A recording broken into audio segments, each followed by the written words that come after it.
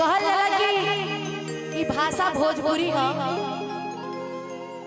हमरा तनी मनी आवेला कि भाषा भोजपुरी है, ना कोनो गौना के पूरी है, ना कोनो सुहागन के हाथ के चूड़ी है। ए बाबू ई भाषा भोजपुरी है।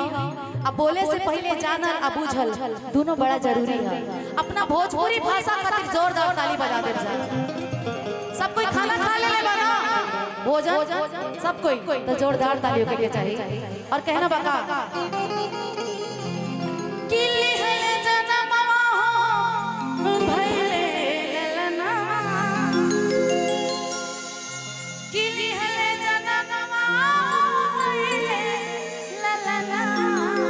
और मैं चाहूंगी कि सोनी, शिवानी जी, तन्या जी आ जाइए। सोहर भले ही मोहर ना मिले लेकिन सोहर हम लोग गाएंगे क्योंकि आज बबुआ के मुंडन में आई बनी जाए कि राजा दशरथ के अंगना राम लिहले राजा दशरथ के अंगना राम लिहले जनम लिहले जनम भइले ललना लिहले जनम। सोनी आप हमको क्या कहती हैं? दीदी कहती है ना। इंडस्ट्री में इकलौती ननद हमारा भाई है शिवानी, इकलौती ननद है हमारा। ननद खातिर जोरदार ताली हो जाए।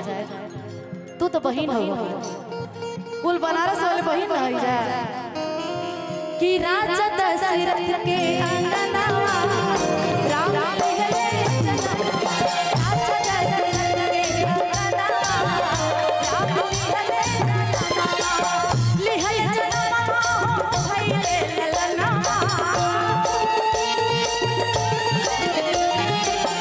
लिहले जनम भइले ललना राजा राजा राजा राजा राजा राजा राजा दशरथ के अंगना राम लिहले जनम राजा दशरथ के अंगना राम लिहले जनम। क्या बात है? जय श्री राम।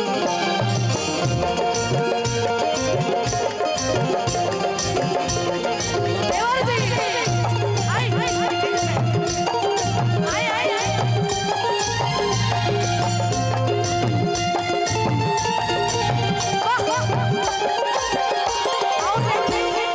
जब घर में लड़का होला पूरा समाज आवेला। देवी देवता की भी बोलावल जाला। ये सबनी के पहले भजन गौने जा गोपाल भैया कह तरीका ब्रह्मा जी आए विष्णु जी आए ब्रह्मा जी आए विष्णु जी आए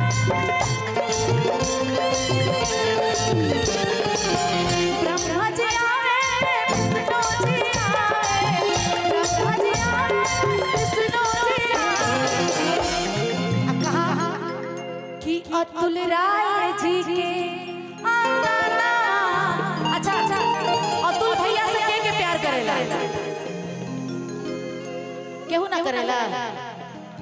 हाथ उठा के भैया का ताली बजाई। कहा कि अतुल राय जी के अंगना बबुआ लिहले जनम राजा दशरथ के अंगना राम लिहले जनम लिहले जनम भइले ललना लिहले जनम राजा राजा राजा राजा राजा राजा दशरथ के अंगना राम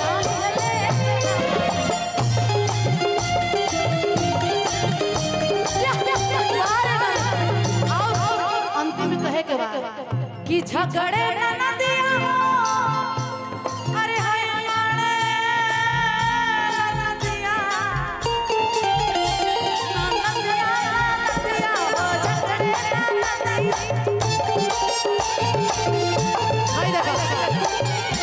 ये बताओ कि आप देवर हो आई न अपना बहिन के देता ना झगड़े ना नदिया हो लड़े ना नदिया झगड़े ना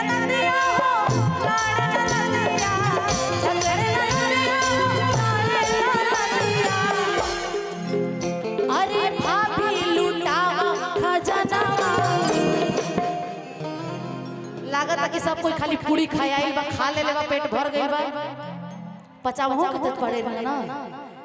जे बैठल बा ओकर और ना पची, इतना गैस बनी कि खाए के पड़ी ऐसी लोग। तो जोरदार ताली बजाई जा कि फौजी